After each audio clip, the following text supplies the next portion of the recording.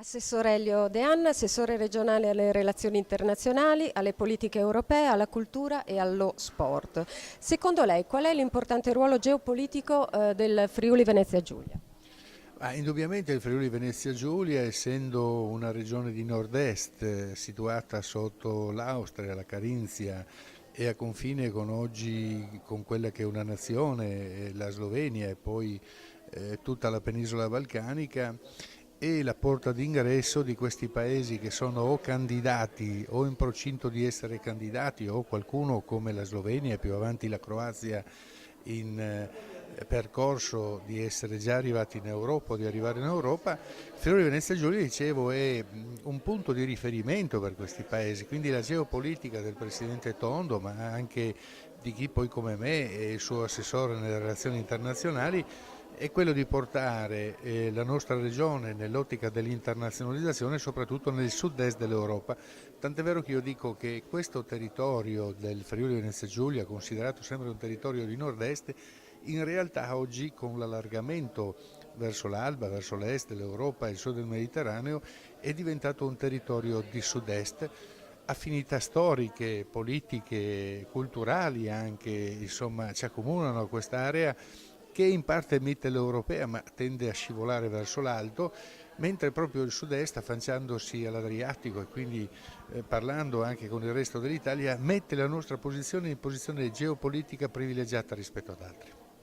Senta, assessore, lei è uno di quegli assessori che ama pensare in grande per il Friuli Venezia Giulia e una delle sue idee è quella appunto di lanciare e sostenere una candidatura del Friuli Venezia Giulia a sede dell'Agenzia Europea per le minoranze linguistiche nazionali. Come ci arriviamo? Beh, non è solo una mia idea, in questo aspetto il Presidente della provincia di Udine Fontanini, ma anche il collega Violino che si occupa di agricoltura, insomma il collega Molinaro che prima di me gestiva la cultura, hanno sempre pensato che il Friuli Venezia Giulia, che basa la sua specialità sul multilinguismo,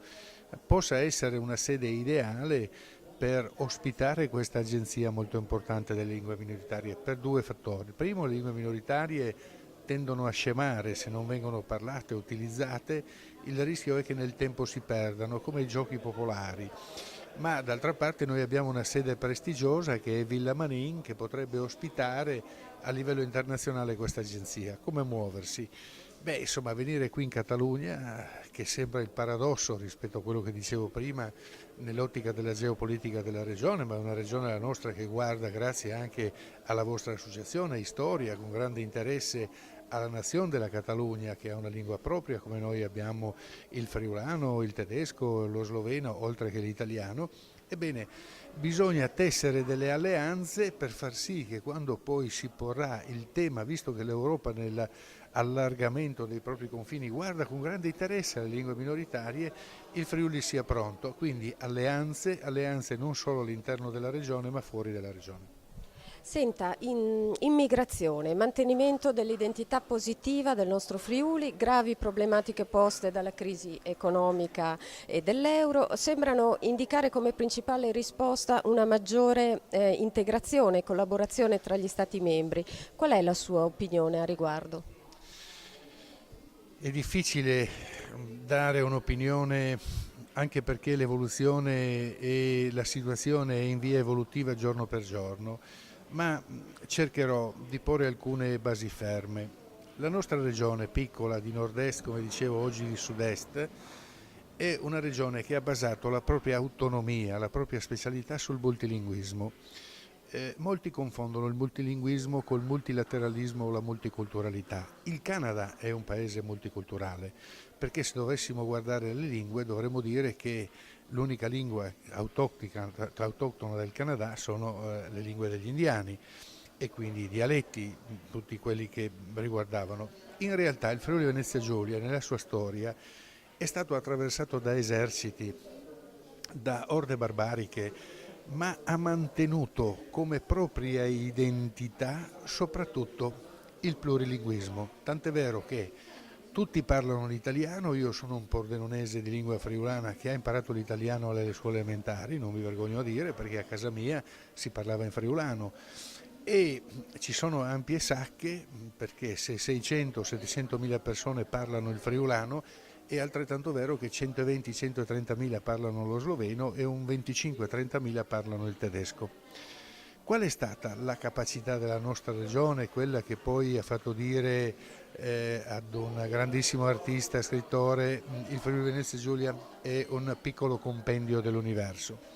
È stata quella di far eh, convivere, di essere coesi, di essere integrati in una realtà dove la base, ripeto, è l'italiano, la lingua volgare, paradossalmente sostenuta da altre lingue volgari, il toscano, il friulano stesso, per dar vita poi all'italiano moderno, ma poi ognuno ha conservato la propria identità. Guardiamo cosa succede oggi nel mondo e poi guardiamo l'Europa. Nel mondo viviamo ormai la globalizzazione, gente che viene da paesi diversi, quindi di etnia diversa, di cultura soprattutto diversa,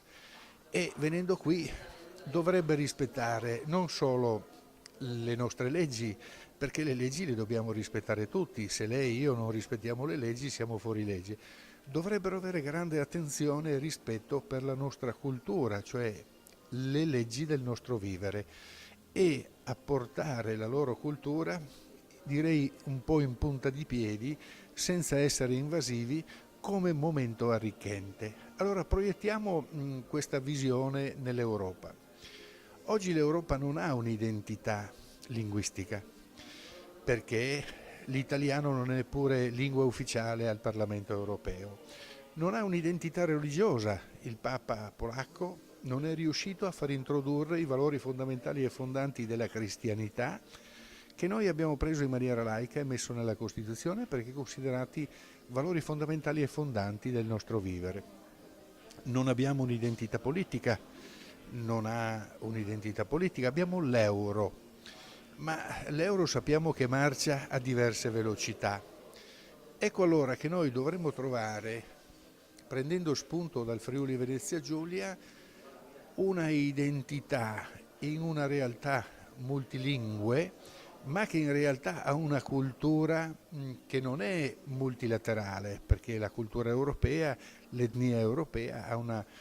propria identità complessiva. Esiste sì una frattura tra il nord e il sud per diverse, ma dovremmo cercare una coesione molto più forte, e la vedo molto difficile perché alla base non c'è un'identità politica, non abbiamo un phone number, un numero cui chiamare un presidente dell'Europa,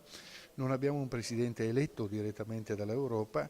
e il più delle volte è l'euro che ci avvicina, ma ripeto, l'euro a due velocità, un po' quello che succede anche in America, dove sì c'è il dollaro, ma in alcuni stati il dollaro è più pesante rispetto ad altri stati, la qualità della vita è migliore in alcuni stati rispetto in altri, il costo della vita è maggiore rispetto ad altri stati,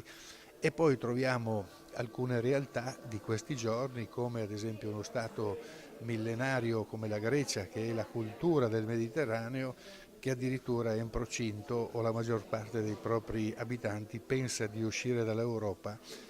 sganciandosi dall'Europa e creando i presupposti della dissoluzione dell'Europa stessa. Insomma, c'è molta crisi,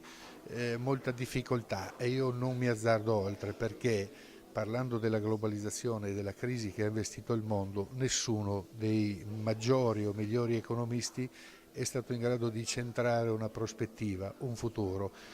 Brancolano un po' a tentoni e sembra che il minimo comune multiplo sia questa borsa che è come una gabbia dove uno mette i soldi, poi non li può più riprendere se non verso l'alto quando sale in cielo in paradiso, o trova un altro che prenda le sue azioni per poter recuperare quella che ha messo dentro questa cesta. Ecco, l'idea di una borsa che domina l'Europa è un'idea non molto, diciamo così, edificante, ma purtroppo nella globalizzazione succede anche questo.